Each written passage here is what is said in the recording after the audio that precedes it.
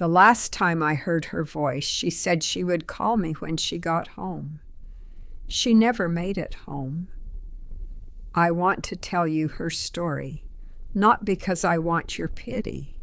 I have had 15 years to grieve, and grief, I have learned, does not need an audience. I want to tell you because somewhere out there is a young woman who reminds me of my daughter, bright, loving, certain that her love is strong enough to fix someone broken. And if my story reaches her in time, then some good will have come from all of this sorrow. You spend 25 years raising a child and never imagine that one ordinary day will become your last with her. I remember Rebecca's first day of school, how she gripped my hand so tightly in the parking lot that my fingers went numb, and then let go without looking back the moment she saw the other children. I remember teaching her to bake in our kitchen in Willow Creek, flour dusted across her nose, her tongue poking out in concentration as she leveled a cup of sugar. I remember her dancing barefoot on the kitchen tile to songs on the radio, and decorating the Christmas tree with ornaments she'd made from construction paper that I kept long after they'd grown ragged at the edges. She was bright, independent, the kind of girl who believed with her whole heart that love could heal anything broken. That belief, in the end, is what frightens me most when I look back, because it is also what nearly any kind, big-hearted girl believes, and it is exactly what a certain kind of man learns to use. Rebecca was 18 when she met Tyler Brooks. He was charming in the way that disarms mothers as easily as daughters. He brought flowers when he came to dinner. He remembered my husband Michael's birthday before I did. He made Rebecca laugh until she had to set down her fork.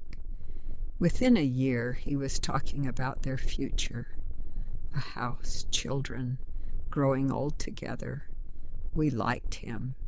I want to be honest about that because the truth doesn't help anyone if I soften it. We liked him. But love, real love, doesn't announce itself with a checklist of perfect gestures.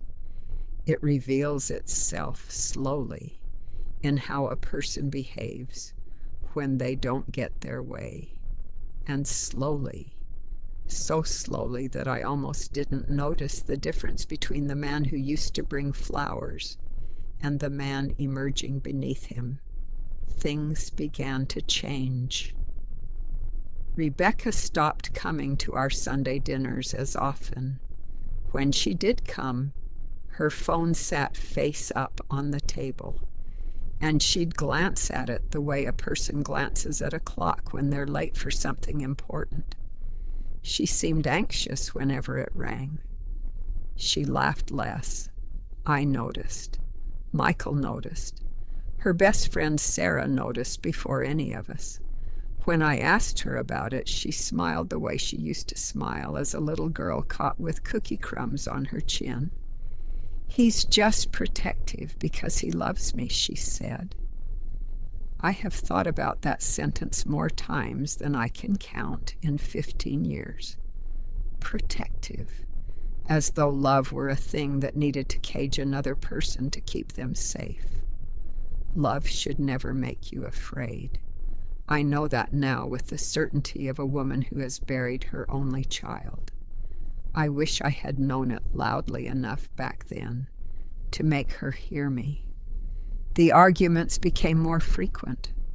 Rebecca made excuses for him the way you'd make excuses for weather, as though his moods were simply something that happened to her rather than something he chose. She canceled plans. She stopped seeing Sarah as often.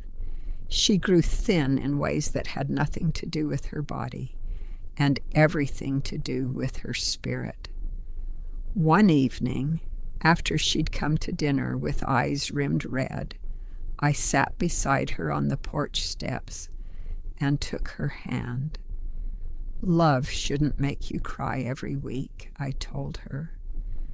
"Mom," she said gently, "the way you correct someone you love but think doesn't understand, you don't know him like I do." I have turned that exchange over in my mind 10,000 times. Was I wrong to push? Was I not firm enough? A mother's worry is so often mistaken for judgment, even by the people who love her most. And yet I have come to believe that worry is not judgment at all. It is experience speaking, trying to be heard above the noise of first love. Jealousy is not romance. I knew this. I wanted desperately for her to know it too. I began to feel as though I were losing my daughter long before I actually lost her, watching her disappear a little at a time into someone smaller and more careful than the girl who once danced barefoot in my kitchen. Months passed this way. Rebecca grew quieter, more isolated, exhausted in a way that sleep didn't seem to fix. Then one evening she came to the house unannounced, and I knew before she said a word that something had shifted. She sat at our kitchen table, the same table where I'd taught her to bake, and finally said the thing I had been waiting 2 years to hear. "I don't think I can do this anymore." For the first time, she spoke about leaving him. Sarah had been telling her the same thing for months. Michael and I told her we would help her in any way she needed: a place to stay, a lawyer, anything at all. "You cannot heal someone who enjoys hurting you," I told her that night. And for the first time, I watched something in her agree with me. She told Tyler it was over. He did not accept it. I want to be careful here because this is the part of the story that still visits me in the dark hours before morning, and I do not wish to dwell on violence, only on what was lost. It was an autumn evening. Rebecca had finished work and was driving to spend the weekend with us, the way she used to when she was younger, and the world was simpler. Tyler asked to see her one last time. He said he only wanted to talk. She never arrived. An argument turned into something else. She tried to leave. She did not make it out in time. The phone call I had been waiting for never came. Instead, 2 officers came to our door, and I understood from the particular gentleness in their faces before they said a single word. Tyler was found and arrested within days. He was tried, convicted, and sentenced to spend the rest of his life in prison. He had told people he loved my daughter. I have had 15 years to sit with that word, love, and turn it over like a stone in my palm. Love doesn't destroy someone. Love protects them.